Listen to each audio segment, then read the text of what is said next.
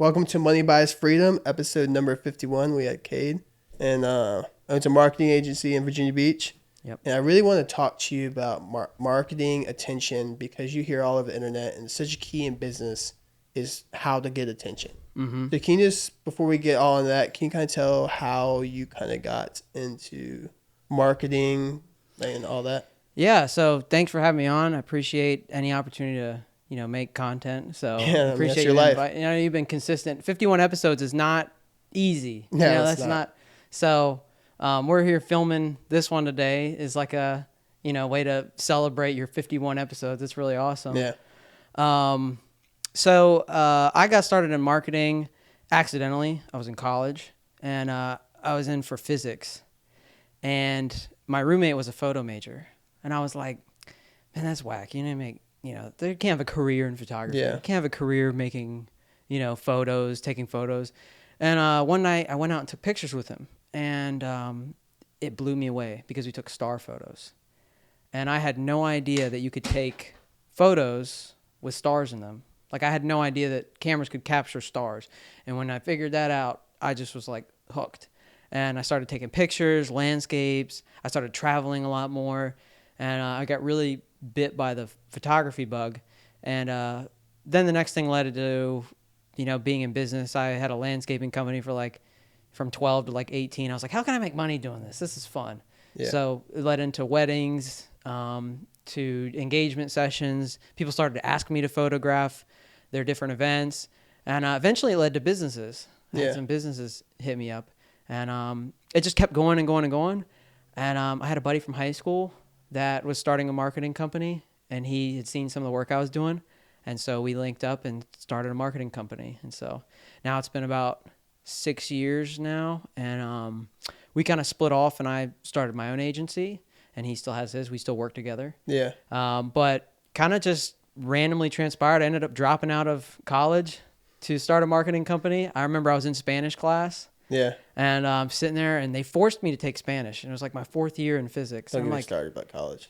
I'm like, I don't need Spanish. Yeah. So they were forcing me to take Spanish. I got up from the class about 2 weeks in and never came back. I went to work that day, went to our office. We just got our first office. And that was the last time I went to college. 2 weeks later, I went in and put in my official resignation papers or whatever it is.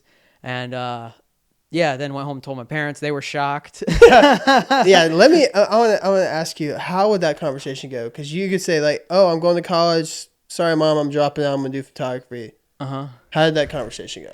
Can't imagine. I'm just talking from my own personal experience. I can't imagine that conversation going good. Yeah, they were definitely surprised. I was one that I was always kind of looking for a bigger purpose and meaning for what I was doing in my career and passion, and it was physics just wasn't lining up. It wasn't leading where I thought it would.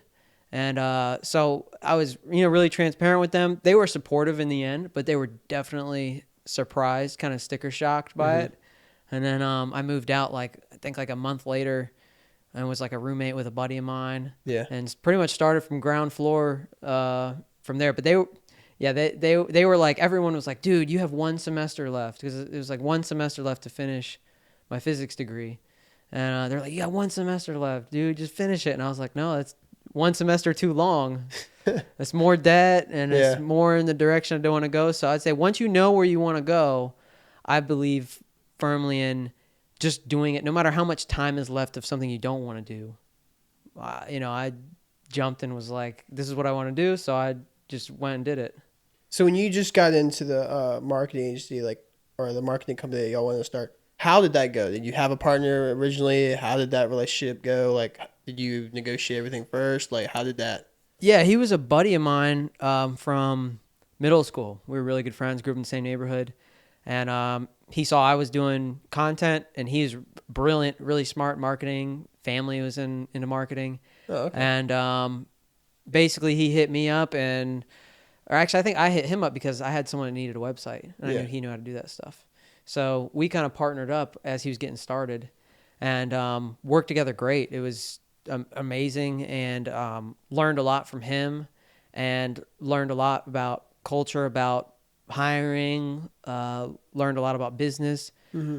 And one thing that's been a huge thing I've been thankful for with marketing that was just kind of happened by coincidence is if you do marketing or if you do any kind of business consulting or anything to do that involves working with business owners, you're going to be around and exposed to amazing people. Yeah. That you're sitting there filming or you're sitting there, interviewing them or you're consulting with them or you're talking to them about a website and you're talking to the leadership. You learn so much from them. So that's something I didn't expect getting into it. That has been like, a really cool thing. Like even this, you hitting me up to come on the podcast and, getting to meet you, like it's been cool to like, take something and absorb something from everyone I've met and worked with. So what was the hardest thing or the thing you just started when you got into marketing and you were kind of new, you didn't know anything? What was the hardest thing to learn or something that surprised you? Because it's kind of like most people like maybe don't even understand marketing. Yeah. Like, hey, is it just, I take this picture, post it on the internet? Like, I would say the biggest realization I've had from starting and just doing filming to scaling all the way up to managing entire sales funnels and marketing funnels, from getting a lead, to finding out about you to actually purchasing something. It's a long journey. And I think when I started, and what most people in business do and they focus on is they're focused on the one thing they think is going to make it all work. Yeah. They're like, okay, if we do a video, it will result in all this. Or if we write a blog, it will result in all this. And what I've come to realize is in marketing, you have to really approach it like it's a machine or a car. Mm-hmm. You have like your water pump, you have your timing belt, you have valve covers, you have, your exhaust, you have your transmission. That's to me what a real marketing machine and funnel is it's all those components working together. Yeah. And I think that me starting that I had to learn was that it's not just going to be a video that's going to, drive tons of sales. Mm-hmm. It's, an ad that then runs to a landing page that then runs a retargeting ad that then leads to text messages that then leads to emails that then leads to the sales team picking it up and doing a phone call to then a new offer 2 months later, so it's, that's, I'd say what I've had to learn. So just kind of jump right into it because from what you were just saying, like talking about posting a lot. Well, I mean, a lot of people get frustrated because all they hear on the internet from like Gary Vee is, if you're not posting 20 times a day, you're not doing it right. You're failing. You're doing all this. So what would be your perspective on that? Because that's obviously 20 posts a day is impossible. And then from my experience, if you post them so much, and like maybe people got really frustrated at me because I was spamming all this all the time. But I definitely. It's hard to do any kind of media piece and be general. Yeah. And I feel like a lot of the people out there, like Gary Vee, Ryan Serhant, Grant Cardone, Andy Elliott, all these people, they're so general that it's hard to really take anything away that's specific with where you're at because you could be at the start or you could be so high up that what they're saying is irrelevant. Yeah. So if you're selling $10 million contracts to the Navy and your source is networking, why do you need to post 20 times a day? Yeah. Because you're getting $10 million sales from one relationship at an event. You should be doing events and networking and hanging out with where those people are, not doing 20 posts a day. You might look funny if you do 20 posts a day to those people. So I think that it really has to be an analysis of who you're trying to go after, where it is that they are, and then decide the consistency.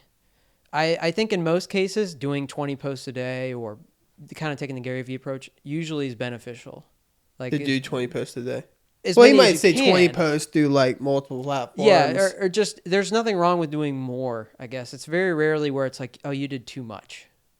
But I do think quality is a thing too. Yeah. So if we posted 10 full-length podcasts a day and no social cuts, it would kind of wash out because no one's going to watch 20 hours of content. So, I think placement is key. The creative of like how good the quality of the creative is important.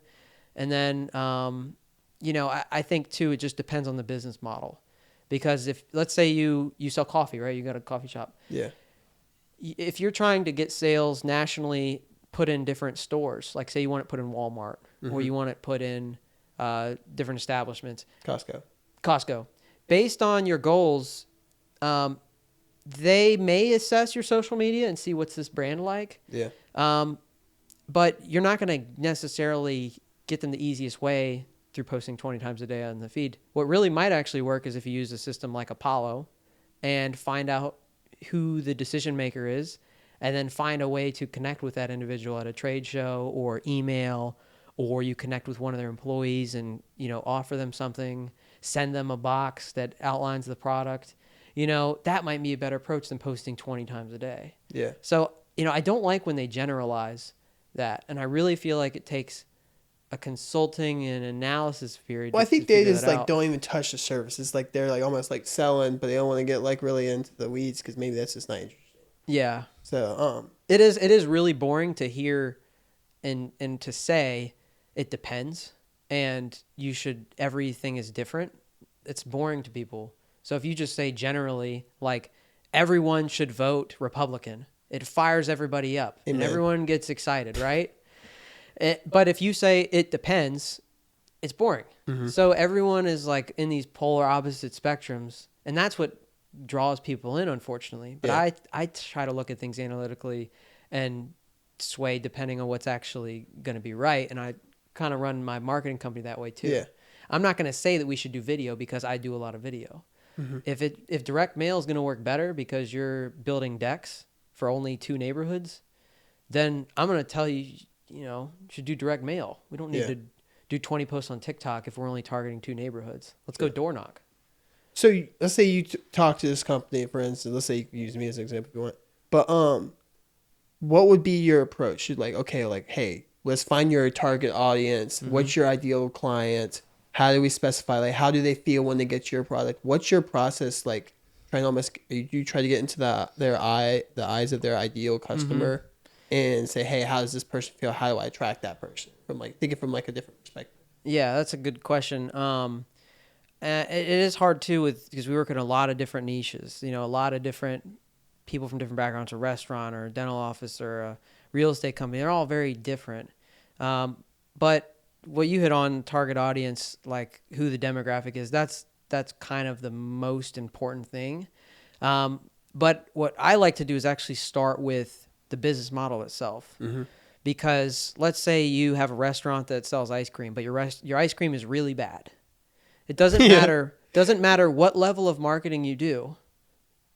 You're fighting against pushing a boulder that's heavier than it should be just because your product is bad. Because you can get someone in the door, but they're never coming back. They're never coming back. Yeah. So why would you spend all this money in marketing, right? Or you have a real estate team and your agents don't answer the phone.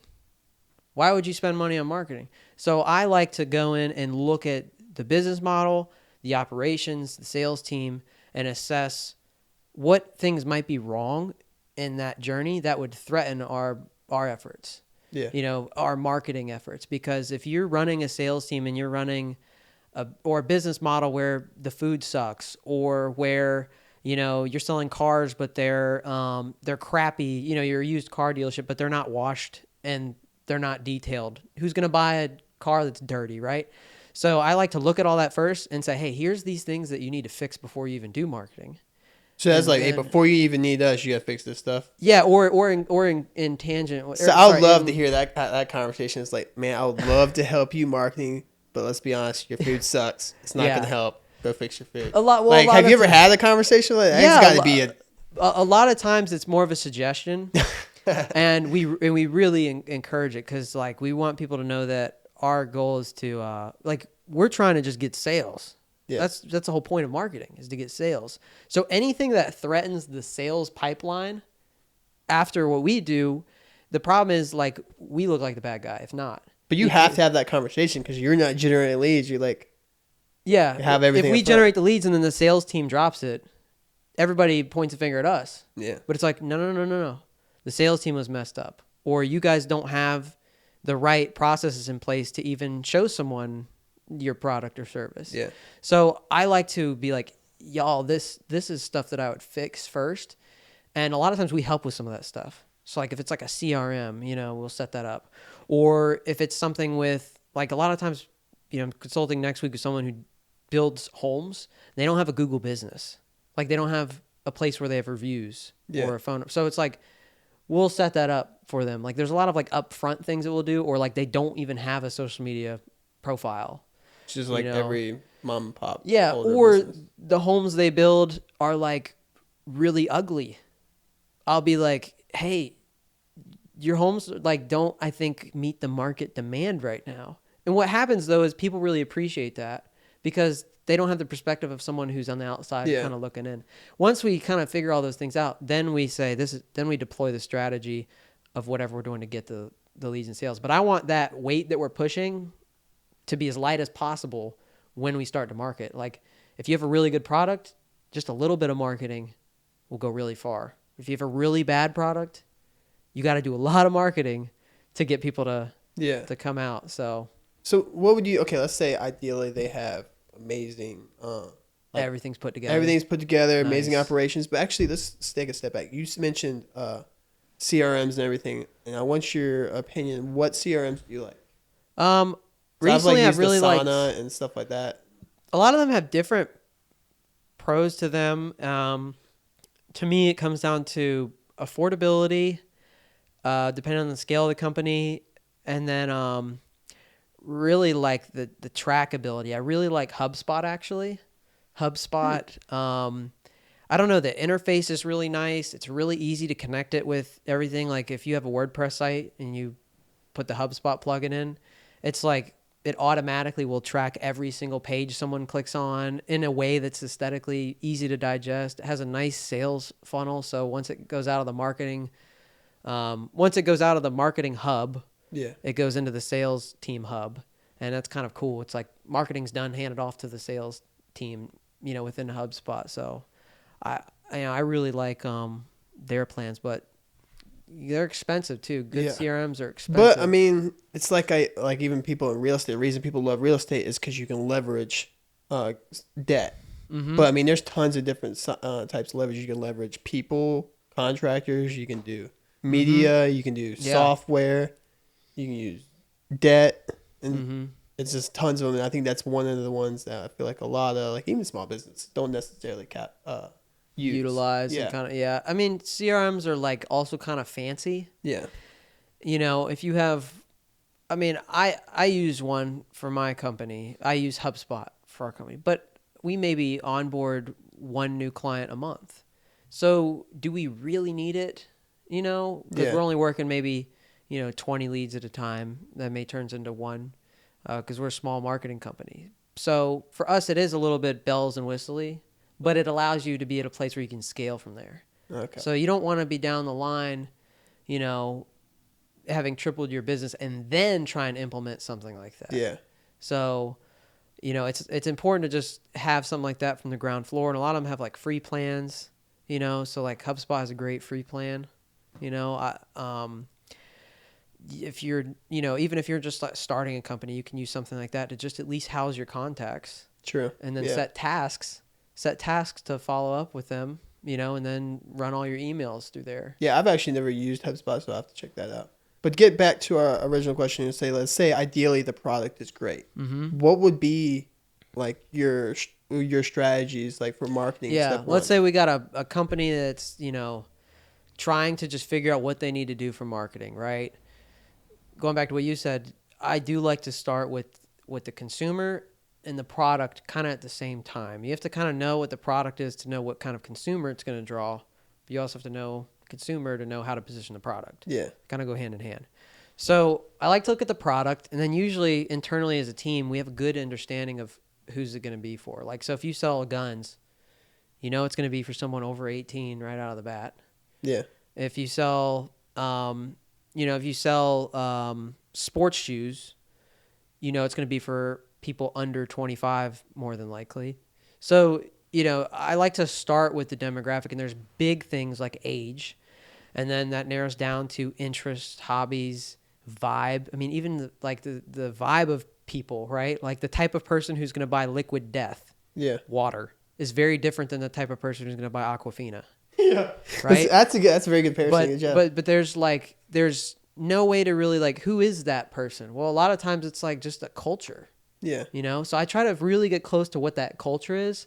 Almost, when you picture a character that they're joking on South Park Yeah. or Family Guy. Like, you want to get that specific with the joke of who your customer is. Like, you want to be able to almost joke them to where it's like, he's, 6'2", he wears his hat backwards. He usually has a scruffy beard. Just describing myself, or no, oh, yeah. Are you 6'2"? Yeah. I said hat backwards, but I think you had the hat I was backwards. I just flipped forward. But... I've got the scruffy beard. Your beard's actually put together. It was maybe a combination of both of us.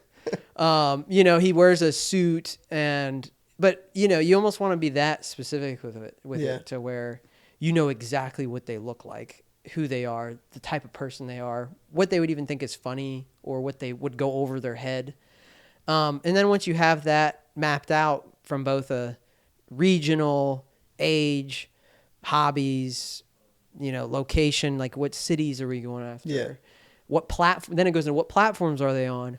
Is that person, based on the age, a lot of times, what platforms are they on? If they're 70 plus, maybe we need to go a little more traditional, right? Yeah. If they're under 20, maybe we lean more TikTok. If they're 35, maybe we leverage Facebook. Yeah. Right. So the demographic kind of sets the tone. And then from there, there's always an initial point of contact. So like if you have a real estate team, what I like to do is literally list out, and you have a real estate team, so this applies, right?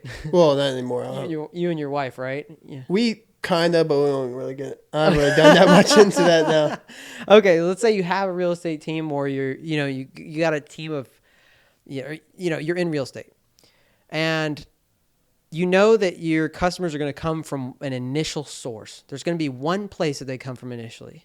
I actually like to map out, and we have a list at our company of every single possible source.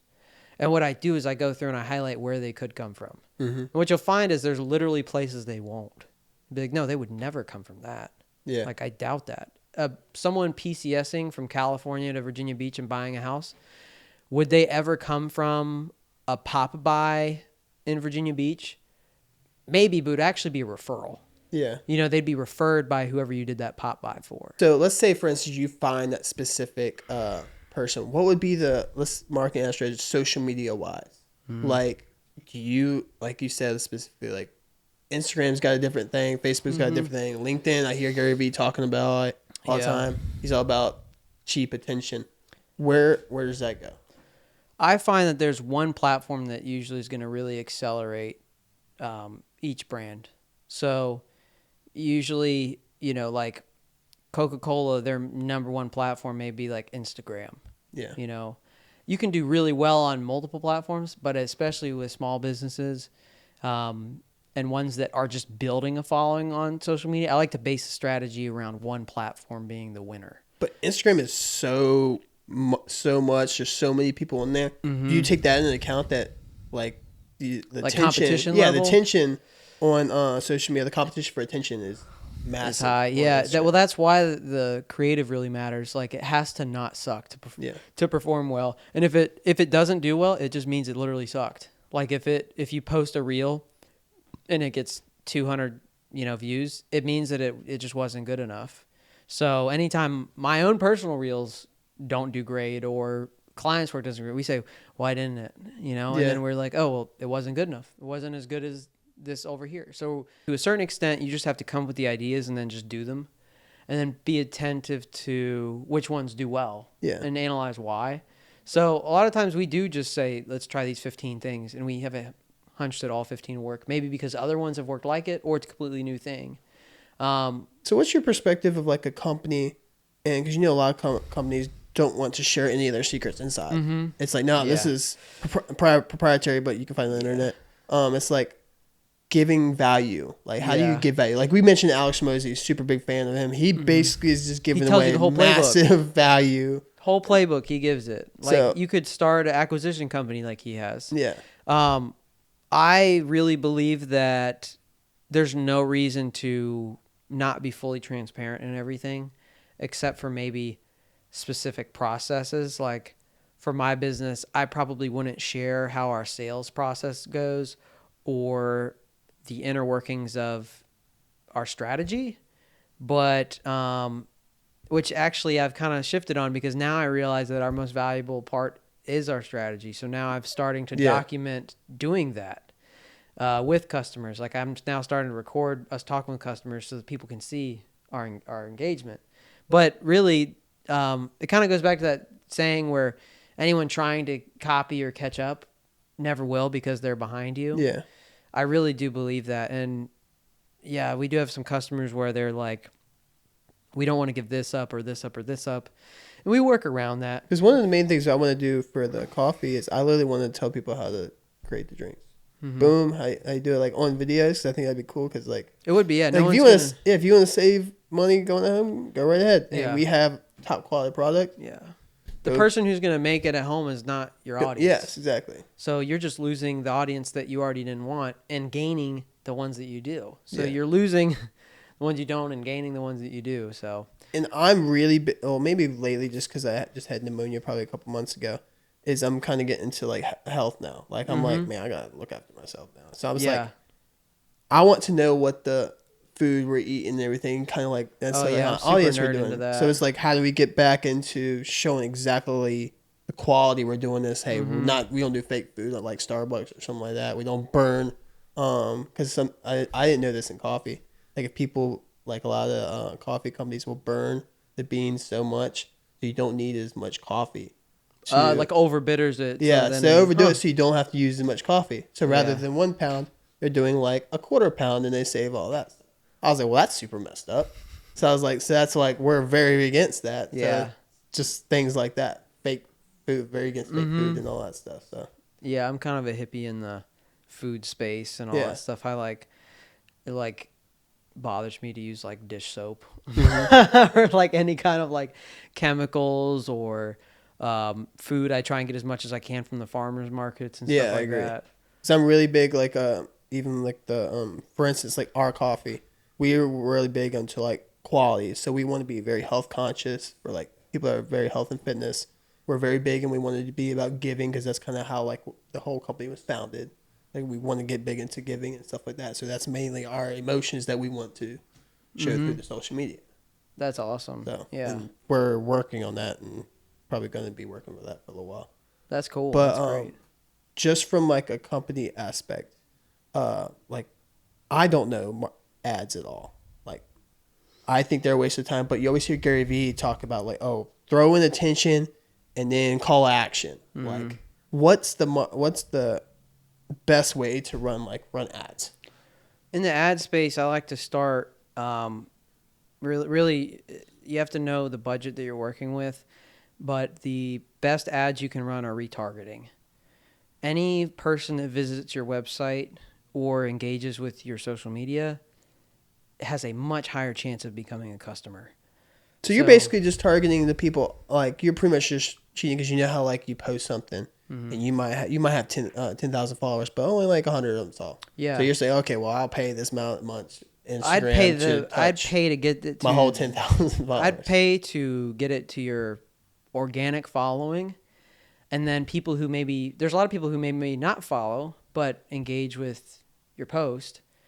I like to run ads to those people first and then web traffic. So if you have a business and you get 10,000 web visitors a month, why am I going to go run ads to 10,000 new people when I already know that there's 10,000 people that came to our website?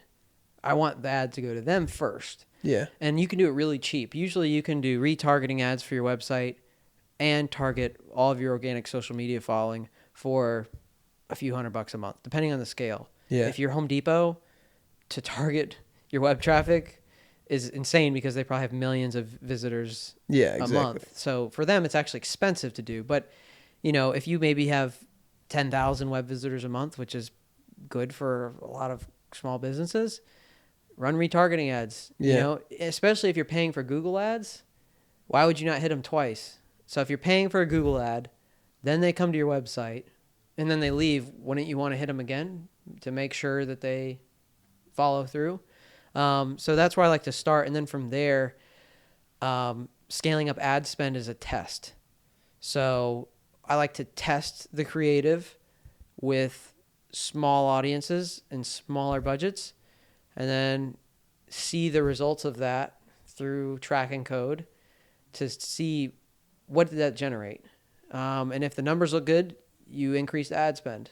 So if you spend $1,000 and it results in $5,000 in business, and that makes sense, for the business, then you double that. You spend $2,000 to make 10, and you spend $3,000 to make 15.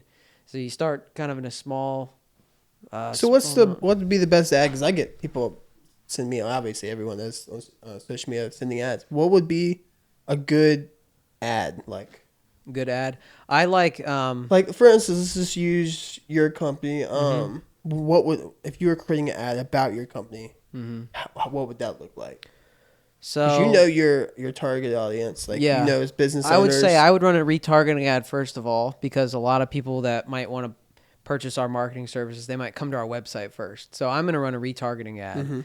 And my thought is, what's going to get people to actually click on the ad? It has to be something really good to get people to stop and click on an ad and leave the platform they're on.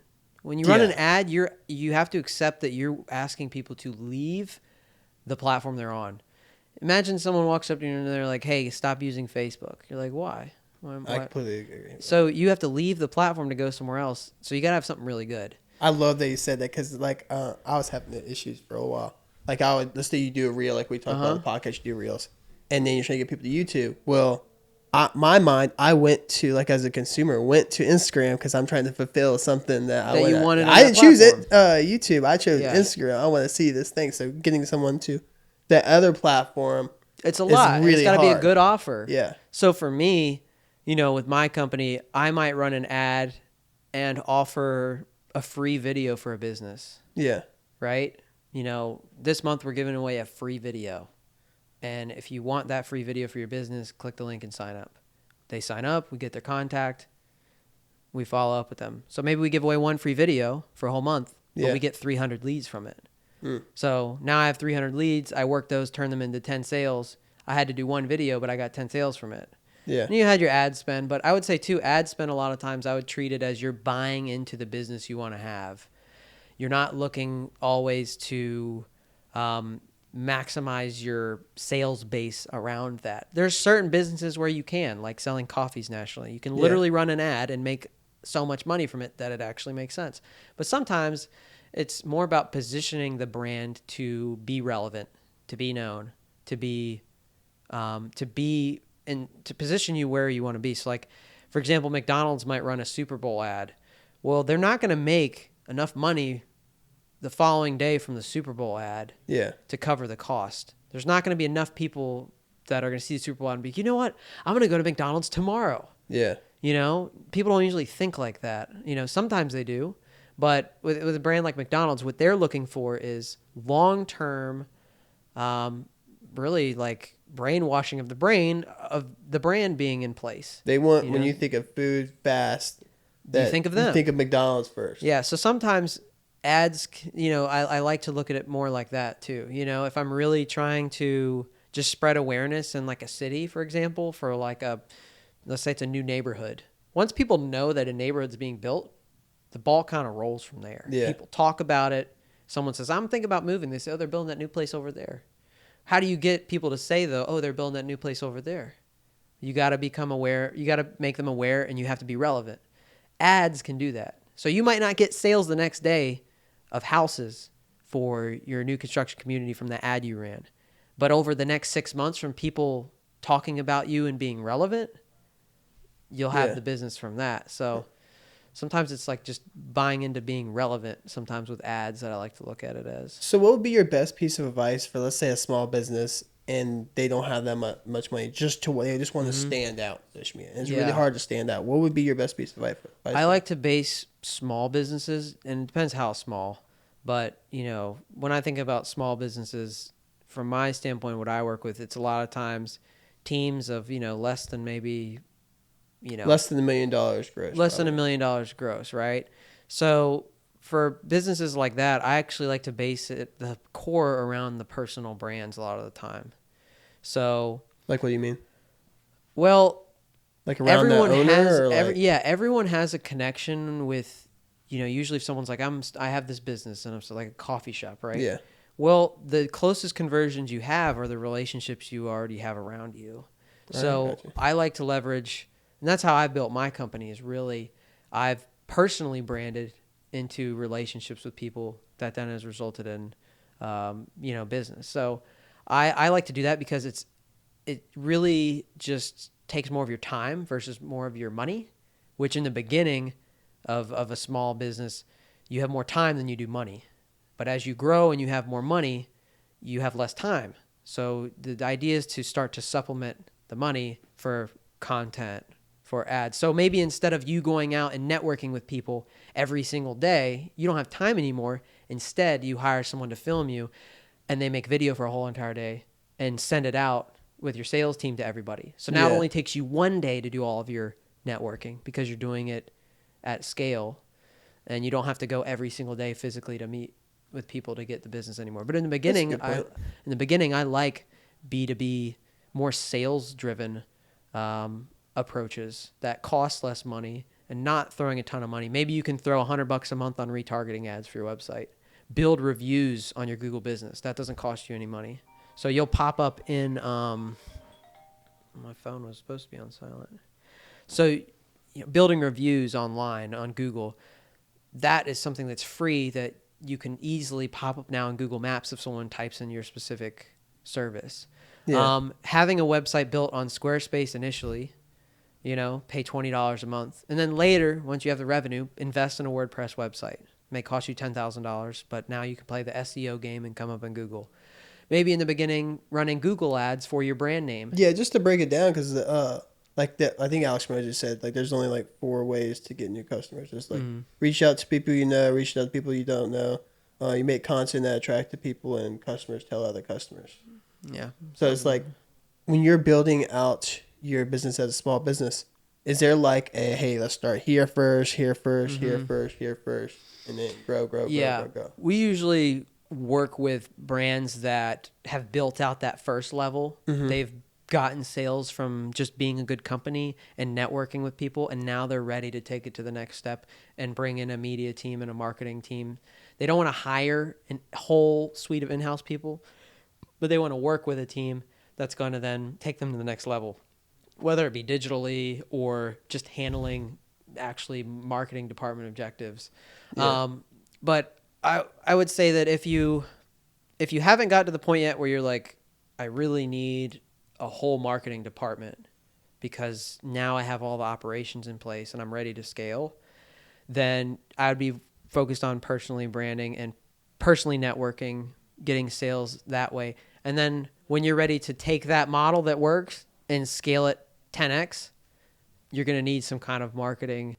To follow up on that question, let's say your agency just kills it. You find a person to completely run your business. Let's say he runs even better than you.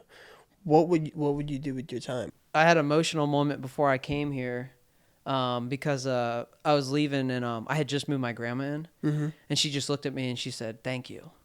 Oh, that's gotta be nice. And I was like, "For what?" And she was like, "For this." And she had lived in an apartment, never had her own place, never really had a ton of wealth because she was supporting the family the whole time, raising my mom and her brother and then taking care of me. My mom was a single mom, so my grandma took care of me. I was leaving to come to this podcast, and she just said, "Thank you." And it really hit me because I was just like, wow, that's kind of been my near-term why, has been that. Long-term, I got really into overlanding and nature photography, and I realized how much of the world, to me, when I was at low points, just the natural world is very healing, and I feel very necessary for human health. I feel the farther we get away from that, the more society becomes kind of washed. I really feel the natural world, not to be super hippie, but is what keeps us grounded in being human. Yeah. And I think that back to the original raw yeah, I mean the base problem of just being cold and not having food makes you really appreciate just the simple things in life. Once you have technologies and all these comforts, your perspective changes over time of this sucks or this, because our problems, we don't really have problems anymore, and in a first world country, we don't really have real problems, like everything is sort of taken care of. So I really feel like preserving that natural world is important. And I want to, at some point, purchase large lots of land and designate them as public areas. That's like something I really want to do. And then the other thing that I really would like to do is actually invest heavily into tree cemeteries. Tree cemeteries to me are the future of cemeteries. And it's something that I've wanted to do for a long time, where basically instead of a stone headstone, like a stone headstone where it has your number in it and it's like this beautiful So life. it's the ones like that, like engulf people and it's like a tree and stuff? Yeah, exactly. So like instead of your stone just being like this beautiful life is just a date and a name, instead you cremate and then plant a tree on top of the ashes, and then it's a place you can come visit that grows every year and continues to thrive. And now you don't have open fields with just deteriorating stones. You have a forest. So I really want to do that at some point. And then recently, a friend of mine, Matthew Kirk, introduced me to this organization called Friends of African Development. And basically they're going to Tanzania and building infrastructure for villages over there. And that's been like a recent kind of something I've gotten involved in. But I really think that there's places overseas too that need a lot of support. So I'd like to deploy my efforts eventually to doing something like that full time. Yeah, it's kind of, honestly, ours is not that much similar, or pretty similar. Mm-hmm. It's because, like, it's like, hey, I need, like, money's just a tool. Yeah. It's like, I need, well, first, obviously, I want to provide for your family. And second is, like, you can do so much good. Now, in my mind, there's a lot of people in this world, the Matrix or whatever you want to call it, that they use all their money for evil. I want to be the opposite side of the coin. To use their money for good. Like, one time, what my wife wants to do specifically is, so for like if you're homeless, one of the big issues is if you have nowhere to live, it's hard to get a job. And if you have no job, it's hard to find somewhere to live. So you can get stuck in the middle. Like, cause one of my friends used to work at a homeless shelter, and you can't get out of it because you have nowhere to live and you have nowhere with this, so you get stuck. There's obviously people like, there's certain circumstances. You can't solve the job problem because you don't have a house. You can't solve the house problem. So it's like, how do we solve that? It's going to solve like macro problems. And I feel like I have the personality to go out and like help change the world. So just stuff like that. Getting to a point like that where you could build a center that houses people like JCOC does at the oceanfront. You can house people for 2-3 months. To help them get the job. And then, but it's also the issue because you need to teach them the philosophy. You need them to pay a certain much, but the system's so broken because if they can do that, they don't pay. You're screwed and you get stuck out of a certain. I think a big problem with homelessness is we present the aid, but we don't present the leadership. And I think that people that are a low place, they need leaders. They need leadership. They need guidance. They don't need aid. Is important to remedy their pains in that moment, but it's not a solution to the long-term problem. And I think that like leadership and mentoring is how you can actually help someone that's homeless get out of that, as like almost like a coach, like you provide that base necessity of like a housing for a period of time, and you coach and mentor them and walk them back. They're not always going to walk back, but to me that's the only solution to getting people off the homeless, off of being homeless. Is actually one speech really changed my perspective on everything. Was because I was in Vegas. I was listening to Sean Whalen, the Lions Not Sheep owner, and he talked about like everyone's all obsessed about generational wealth, generational wealth. Well, he had the mindset. I'm totally butchering this. If I ever meet him, he gets mad at me, I apologize. But what he said was, why I care if I'm all about generational wealth if like we make all this money. I don't even spend time with my kids or anything like that, and make all this money for generational wealth, and then like generation, they don't know me, know who I am. Like, it's just like, It's like he said he had that realization. It's like, man, I need to be with my kids now. Like, it's generation is really not that big of a deal. So I had an issue was like, because I'm like I have an obsessive personality. It's like I'm all in or not. Yeah. So it's like I was so all in, and I would kind of forget what the true meaning of a lot of things is. And I wanted to ask you a question. Is like, do you think like money money buys happiness? It's a very like if you have no money, you're miserable. But it's a good question to think about. Yeah. I definitely feel like more money has made me happier because it's allowed me to achieve more of the goals, that I'd like to achieve. But I have stopped pursuing it to the extent that it's what I'm focused on. I don't really focus on the money anymore in my business. I more so focus on the objectives and the relationships of the company and of my life and of my personal goals. And that kind of that framework results in money. Mm-hmm. And I think not using money as your driver is important, so that you have a genuine mission and path that actually then results in money. Because if you have a genuine mission and path and purpose, you will find money. It will find you because you have inherent value in the world. Yeah. But I don't think that money necessarily buys happiness, because recently, there's been times in my life where I've been like super stressed running a business and not happy and like overstressed. And then the other day I just, I think it was like actually literally a month ago, I had a complete shift. I realized that this is just how it is.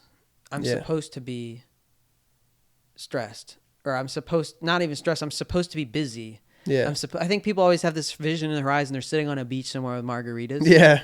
I'm successful. I'm still on the beach, not doing nothing, no worries in the world. Yeah. And those people, for one, are completely bored. They're begging to talk with someone walking by. Yeah. The guy running the business is living, because he's meeting people. He's learning new things. He's evolving. He's solving problems. That's the fun part of life. That's the funnest thing. And that doesn't come with money. That just comes with the journey. And I think that the money is kind of the result of that journey you're on. And I think it just hopefully enhances the journey versus like ending that and just retiring. I don't plan to ever retire like that. Like, I always want to be doing something. Which I always say about real estate investors is like, oh, we never retire. Yeah. So, but I used to be like, money's whatever until like when COVID happened, and I don't know if you want to talk about this, but I'm going to talk about it for a little bit. You know how like they were trying to force people to get the shots, or like that was my first realization is like how important money was. Yeah. Because it's like, okay, well, if let's say you had no choice, you had to get you couldn't leave the country because, like, for instance, I'm a government contractor, so they were trying to fire me because I wouldn't get it. Mm-hmm. So it's like, okay, I remember that. So it's like they could fire me for that reason. You can lose everything. So that's how important money. Like, they were like, oh, it's either this or you're getting fired. So that showed me how important money was. Yeah. Like being financially free to say like what I can control myself, the matrix can't control you. That was what showed me that's so important to almost is freedom. It's freedom to do what you want, and people can't control. And I think it typically does lead to a happier life.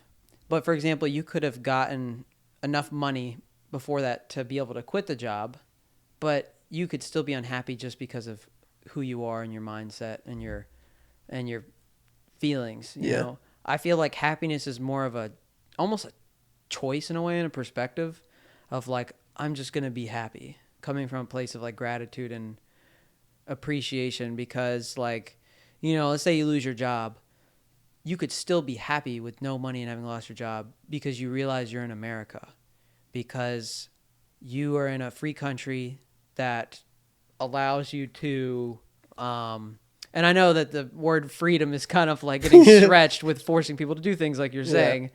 But we're in a place at least where we're not having a genocide happen, or, some of the big problems that are, hitting on other people. Next year's going to be a little weird, so I ain't betting anything. I'm just don't jinx it. Yeah. But I feel like going back to the does money buy happiness thing, I think I've gotten to a place, hope I have, where no matter what kind of hits the fan, I, in the end up happy, even if I hit a rock bottom, even if I lose everything, simply because of coming from a place of gratitude for what I do have. Now, I think you can be rocked so hard in life that you feel like you have nothing. But I think if you look even lower, you'll find you still have a lot. You know, even people in Tanzania that have nothing, they can look and realize that they have each other in a small village, right? Yeah. And my buddy said the other day in a podcast with me, he said that, you know, people like in a country like Tanzania or in the villages where they're poor, he said, like America is rich on the outside but poor on the inside. And these people in these villages of Tanzania, they're rich on the inside but poor on the outside. Yeah, I agree. A lot of these people with no money, they're still happy. They have each other. They have a belonging. They have something to look forward to in terms of just living. And we got water today. Yeah. Those people can be happy, but then someone here that has all the money in the world can be completely pissed Miserable with their life. So that's to me the logic of how money doesn't buy happiness. So, well, I think it comes. It's honestly, I think it comes hand to hand with business and what makes you happy is serving. Internal stuff can be boring too, honestly, because it's like it sounds cliche and maybe even like, oh, that's not true. Like, oh, serving your own internal desires is boring. Like, that's not true. But I really do think that it can be, because you'll find that you can make yourself content with whatever you want with just your own head. Mm-hmm. But other people, it's like that is definitely like real. Like that person's feeling that way and I can help them, or this person's in this situation, I can help them. That's like a real thing. Whereas how you serve yourself is kind of speculative and up to your own head, you know? So it's got to be like a unique advantage that you have. Like you get to go in there, these people, that's their passion. It's like, hey, I'm going to serve you and help you accomplish your dreams. Like, do you get some kind of like, that's got to be a big fulfillment for you when you're talking to customer or your clients and business owners, that you're trying to get them to do their dream. Maybe it's like their small coffee shop in the with a family business, and you're trying to do it for their build the generational. It definitely is fulfilling. I would say the downside is that I sometimes feel like I believe in it more than they do. Where I see all the solutions. It's way easier to look at a company on the outside than it is from the inside. Yeah. So for me, I see the road clear as day, and they kind of see fog. And so sometimes it's suck to see business owners feel and be down about what they're doing, or not, sure where they're going, or have those doubts, or be working through some of those struggles.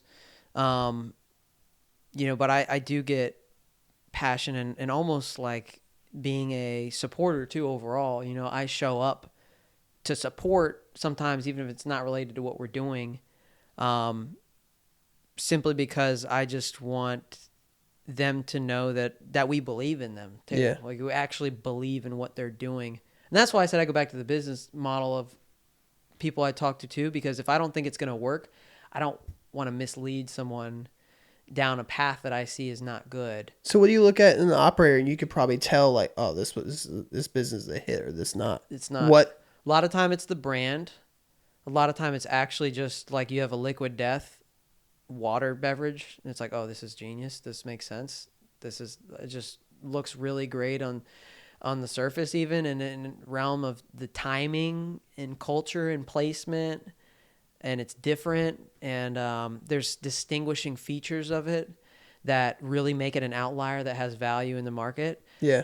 That to me is like when I'm like, oh, this is great. And if it doesn't have some of that, I try and throw it in, So if someone's like, I want to start a company that sells salads. Yeah. Instantly my brain goes to, is salads enough to get people in at a rate that's going to be profitable to cover all the overhead of running a restaurant? So do you ever take into account, let's say, that product looks weird, but I feel like Elon Musk can come up to me with the craziest, dumbest business idea in the world. I'm investing all I got in that. Yeah, yeah. So it's like, have you seen like, it's like, is it all the product or the operator? Like, what do you see? Like, Yeah. A lot of times the operators have great products. yeah, Like someone who is a great operator like Elon Musk is going to have great products. yeah, But they still have a crap ton that fail too.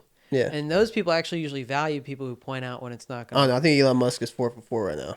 He is, yeah. But I'm pretty sure. Because he did PayPal, Yeah. Tesla, Solar City. I think it's SpaceX. easier actually to have big successful businesses once you've already Because you got the done money, them. yeah. Because, well, one, you have the money and then you've done it once before. Yeah.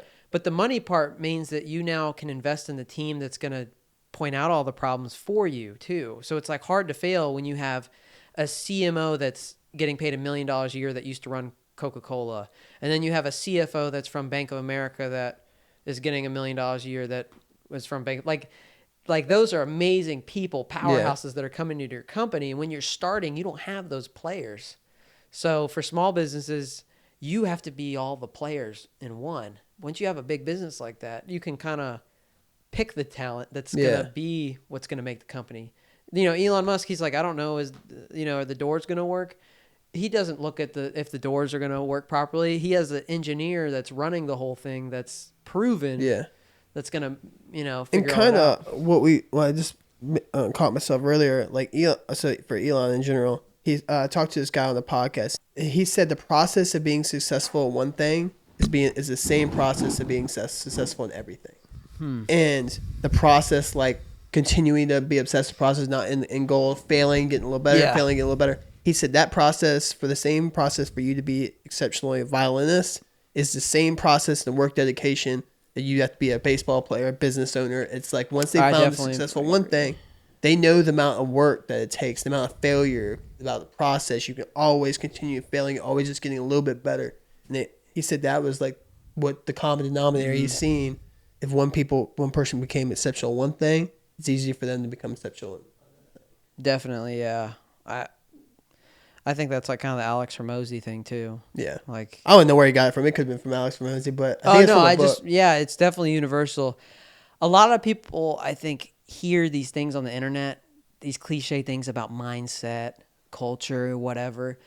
There's a reason you hear them all though, and it's because they're universally true. Yeah. So the reason there's 70 companies talking about mindset and all these podcasts and all this stuff is because we've got to an age where we've literally identified the things that are actually true that lead to the end result.